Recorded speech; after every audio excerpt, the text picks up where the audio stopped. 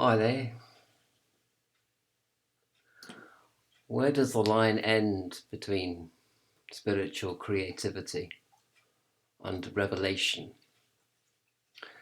So let us say that in the midst of my spiritual creativity, I received the following information, which may or may not have much to do with classical Gnosticism, um, but probably is something to do with modern Gnosticism. Well, it is in the modern age I'm talking. I'm not talking from the ninth century or anything like that. At least I don't think I am. Although, with things as they are in the world today, we could be going back to the ninth century quite quickly. Anyway, no, that's apocalyptic, catastrophic thinking, and I mustn't do that, right? According to CBT, cognitive behavior therapy. Okay, um, so the following information I received, it's a mixture of what might be called psychic anatomy and cosmology, and anatomy of the universes or the multiverse, I suppose you might call it, sort of hippie term for it anyway. So we have here this circle which represents all the worlds of the demiurge, of which there are many. I mean, you could draw circles within this circle, or you could draw like onion rings, circles within circles. It wouldn't really matter, or perhaps both circles within circles and and circles within circles, if you see what I mean. Like onion rings on one hand, and the chocolate chips in the chocolate chip cookie kind of thing, of which one is drawn there. So you'd have all this, and it's very complicated. And the relationship between the various spheres within spheres are very complex, and tediously boring to understand. I don't bother with it all now. I used to be fascinated by it, but I think it's all it's all gobbledygook, really, on one level anyway. But within the worlds of the demiurge, you have us, or you have the human being, or you have sentient beings, actually, because any animal that has sentience conforms more or less to this psychic anatomy. And of course, we have bodies. Um, I got here body, etc., because there are other bodies besides the physical one, which has also been well catalogued and well described by people like Barbara Brennan and other people like that throughout the decades, ever since the 19th century, I suppose, and before that even. And so there's various levels of body manifestation. And then beyond that, you have what I call the body-mind interface. And this is where you get into the sort of psychic bodies proper. And they sort of, are they there or are they not there? Do they exist or don't they exist? They're sort of mental models on one hand, and yet they have existence on another level. This is why I call it the interface, because you're never really quite sure if you're dealing with something real, like a real table, or something astral, like a vision of a table, for example, or the spirit of a table, for example. And of course, I know what you're going to say. We don't even know what we're dealing with when we see a table anyway. But never mind about that. Why do philosophers go on about tables? Is it because they're having coffee and they put their coffee on the table and they start talking about, is that table there? Probably, because they've got nothing else better to do in their lofty ivory towers of university graduation. Okay, never mind about that. So you've got the interface, and then beyond that, you have what Blavatsky called the higher mind, which I call the introspective mind, because it's a level of consciousness which you can reach if you do introspection.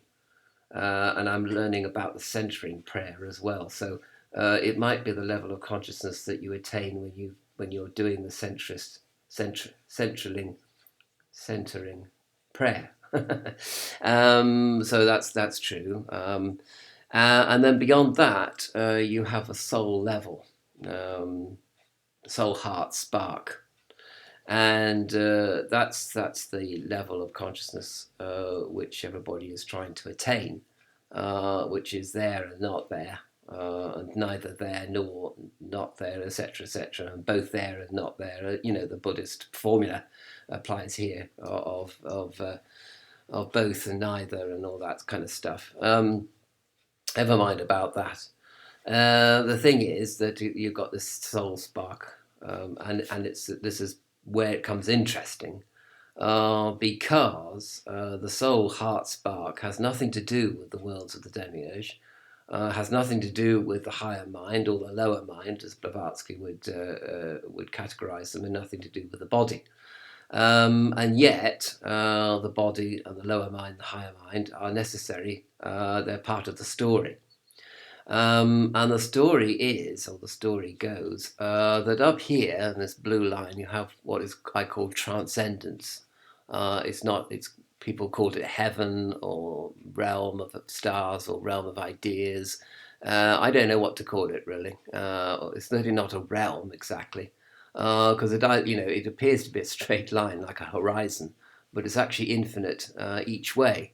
And you might remember that I've got my model for Demiurge's worlds and the transcendent world is you've got two parallel lines which never meet, and yet you have a connection between them, which is mobile and active, which is soul connection and Holy Spirit connection, or Holy Grail connection, as in the vision of the Holy Grail.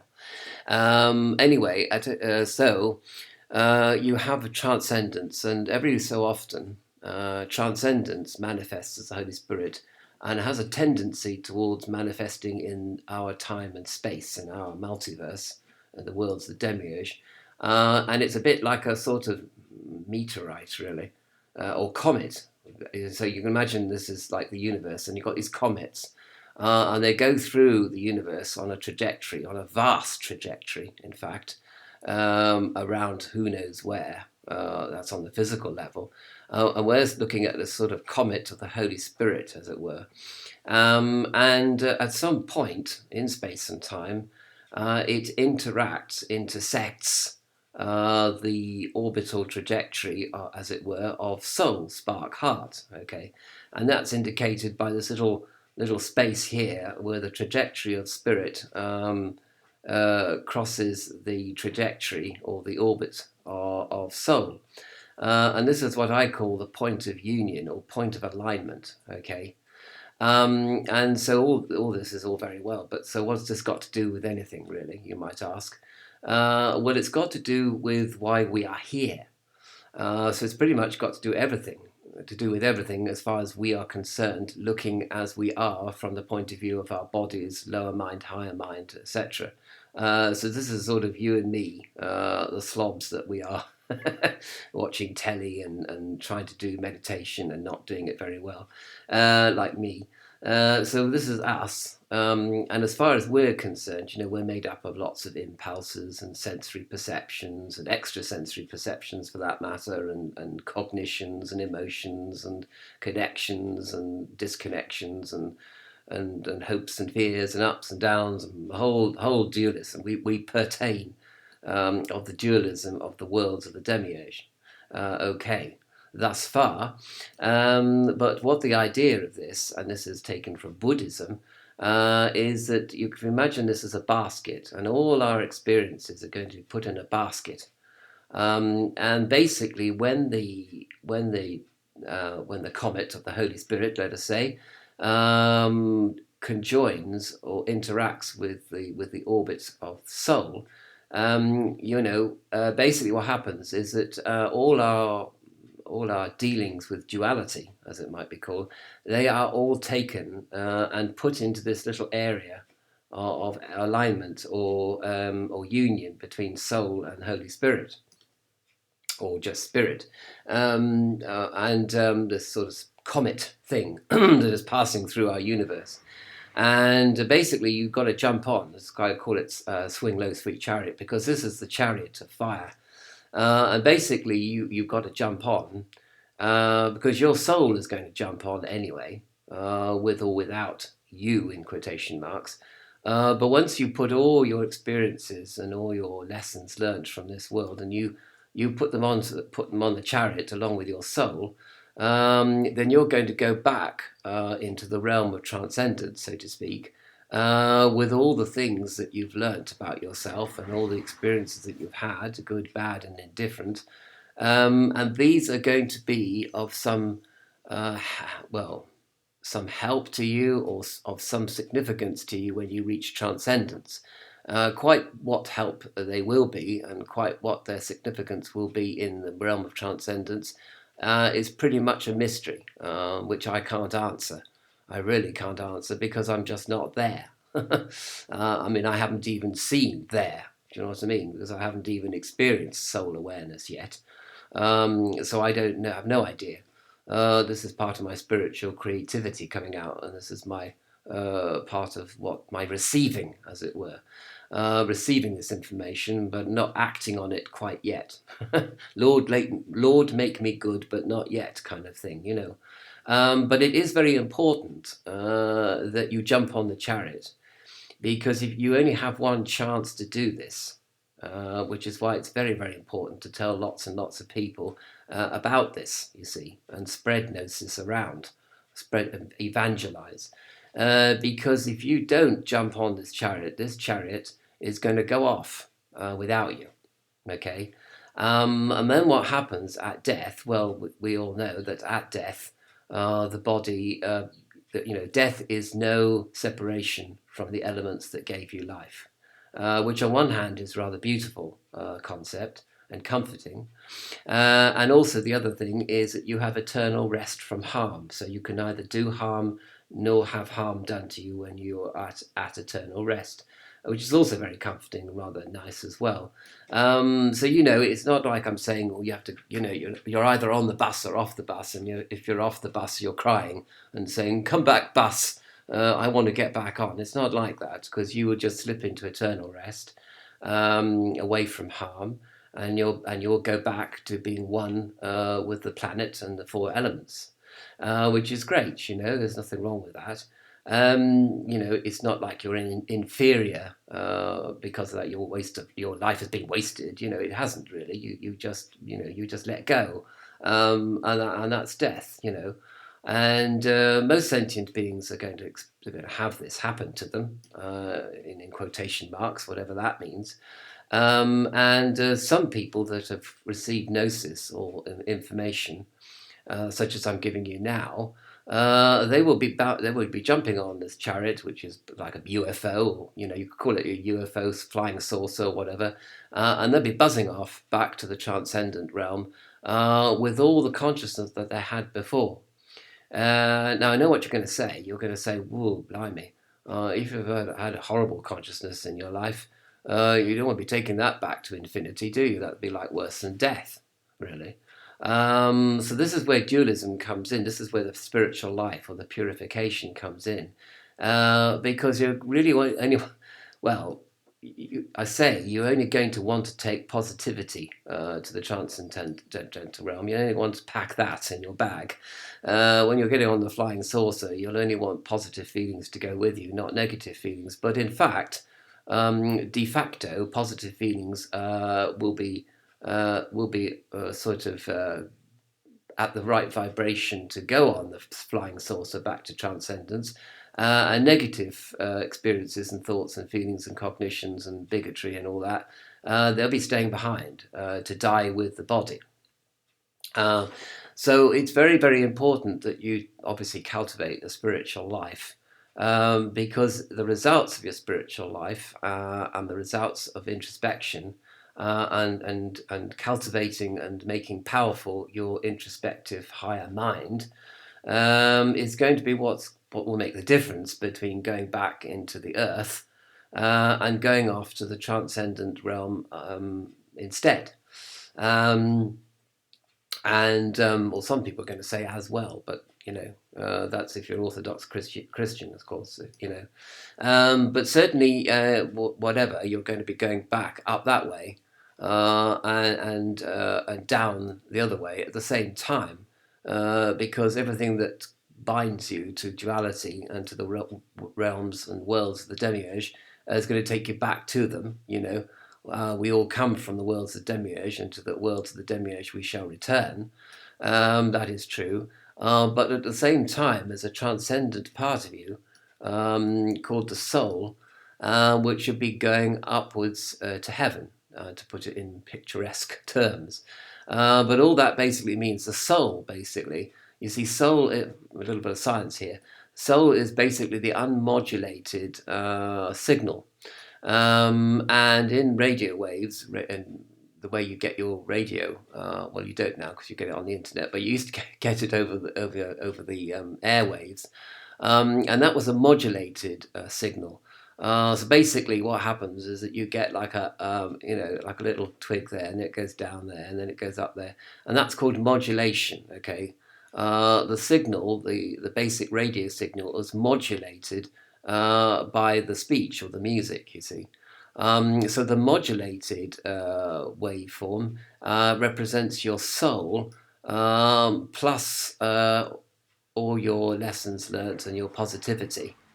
Whereas normally it's just a signal. It's just a signal, unmodulated signal, and that's your soul without modulation, without all your experiences and positivity. Under normal circumstances, your soul, as unmodulated signal, is going to go one way, and your body is going to go the other way. So the spiritual life enables you to modulate that soul signal in such a way that you can be carried off to the realm of transcendence with following the comment of the Holy Spirit and back up to the transcendental realm as you are now. The spiritual you, rather, will be going that way, and everything else will be going back to the realms of demiurge or back into the earth, you see. So, if you want to, you might like to further the adventure. I mean, you're already on a life adventure, but you might want to go on another adventure, which will place you in the infinite realm of the transcendent God, you see. And that might be quite interesting and exciting if you're that way inclined. But of course, if you're a man or woman of the earth, then you won't mind going back into the earth. So it's not like eternal death is evil, and I'm talking about transcendent good or something. I'm just saying, that some parts of you will be going into infinity, into eternity of consciousness, and some parts of you will be going back into eternity of nothingness. All right, you completed the adventure of your life, and your body and your lower mind will go back into the earth, and so will your higher mind. But if you develop your higher mind sufficiently, you'll be joining the soul, your soul, and your soul will be joining with the Holy Spirit, and the Holy Spirit, you, and soul will, all three of you will be going back up into the realm of the transcendent. And so that's it, basically, in a nutshell. Now you're going to say, well, how do you cultivate the spiritual life? How do you cultivate your higher mind so that it unites with the soul, so that the soul unites with the Holy Spirit, so that you go back up to the realm of the transcendent? And that's a good question. Obviously, that's a question which all mystery schools, Western magical traditions, mystical schools, mystical teachers, that's what they've all been trying to answer, and they're all trying to give you various methodologies and modalities to cultivate, to practice, to follow, and to get good at, so that you can become one with soul. That's what it's all about, really. So I've been thinking about this a lot, and although there are many modalities, and they're also evolving according to the life situation of the people. So as society changes, so the modalities change. You see, you're influenced by modalities that have been perfected before.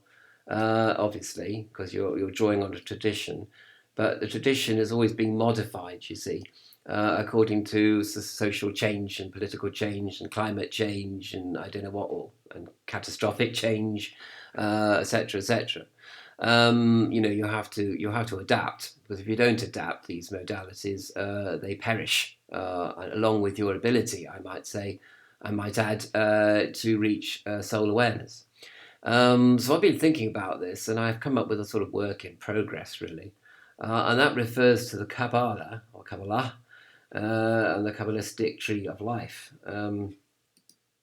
Which I show here. Now, I did this from memory, so there had better be 22 paths, or I'm going to be put up against the wall and shot. Anyway, it doesn't really matter about the 22 paths, and it doesn't really matter about the Sephirot, which are represented by these words here. I give this is a bit of a portly representation of the tree of life. It should be a bit slimmer than this, and then it would look better.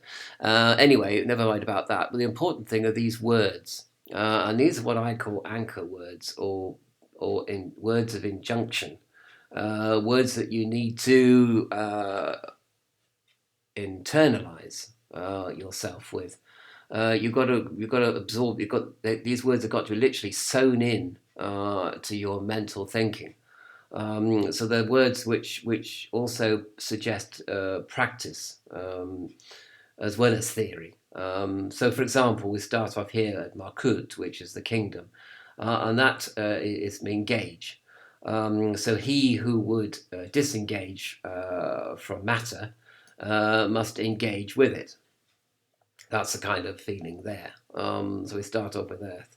And then we go up to Yesod, which is sometimes associated with the sphere of dreams and the astral dreams.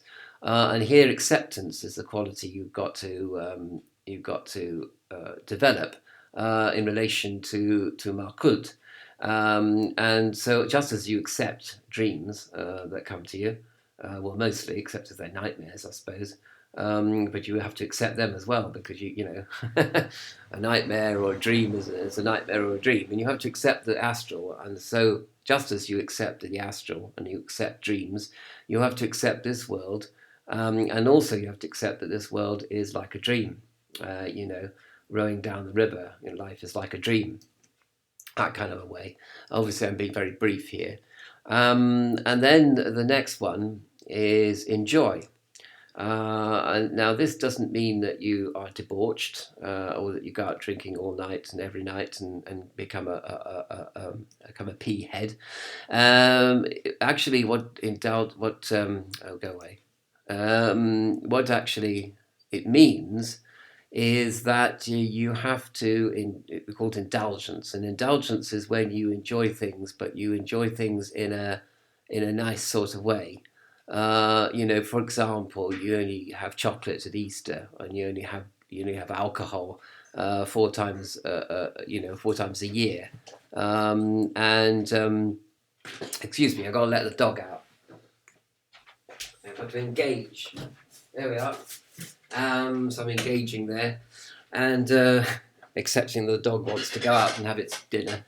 Anyway, so you have to enjoy things, but you have to enjoy things in moderation. And if you only drink 4 times a year, you're only going to need a little bit of alcohol to make you enjoy life a bit better and to loosen the girders of the soul. But if you have alcohol all the time, it's going to become toxic, and you're going to become an alcoholic or whatever, and you're going to run into trouble. And you're also going to join the herd of people that drink too much. So that's the kind of what I mean about enjoy. Enjoy, but a little bit of enjoyment goes a long way, sort of thing, and that's good, and that's good. And I'm not saying not enjoy. I'm not a Puritan, but I'm also not a debauch either. So the next thing is that we go to, and that's Netzach, which is to do with love. So you've got to enjoy love, and also there are 5 different loves, different categories of love according to the ancient Greeks. So, for example, you've got agape, which is love for the divine, which is pleasurable and enjoyable, and you've got eros, which is sexual love, and then you've got love for your family, which you've got to develop, especially at these momentous times that we're living in, and you're locked down with your family. You've got to learn to love them, right? And you've got to have pleasure from loving your family as well. That's, it's easy to love God, and it's probably easy to love sex, but is it easy to love your family with all their ups and downs and the good, bad, and the ugly parts of your family? You've got to love them as well, and that's you've got to enjoy loving your family as well. So that's Netzach, and then on to Hod. Well, Hod, I had the idea here of the word here is unite. So we want to be a Renaissance man, so to call. We want to unite disciplines and unite disciplines of study. We want to look at the world holistically, and we want to look at knowledge in context and things like that. So that's the idea of unite. And again, you contemplate these words and see what they mean to you in your life. The next one is we got to Tipperet, or rather, actually, I've got it the wrong way around, haven't I? It should have been holistic thought first, as in unite, and then it should be enjoy, and then it should be Tipperet, which is be kind. Okay, be kind to yourself, be kind to others. And I told you I wouldn't remember the Tree of Life. I used to do this all by heart, but I've forgotten it all, as you can see. Anyway, sorry to God as well, because Kabbalah is a serious thing. Be kind, which is at the heart, heart Sephiroth, and from there. You've got to forgive. Very important, powerful formula. This is at Hesed, which is on the pillar of mercy, which is the pillar of mercy here, and this is the pillar of severity. And the pillar of mercy, forgiveness, is the key to it. Forgive yourself, forgive others, forgive us, those who trespass against us, as we ask for forgiveness from those that we trespass. Very important formula. So forgiveness is extremely powerful. And then in this world of the demiurge, with all the distractions and the fact that the demiurge has set up all his realms to engender fear, because he feeds on fear, right? So fear not, okay, neither be afraid, as it says in the Bible.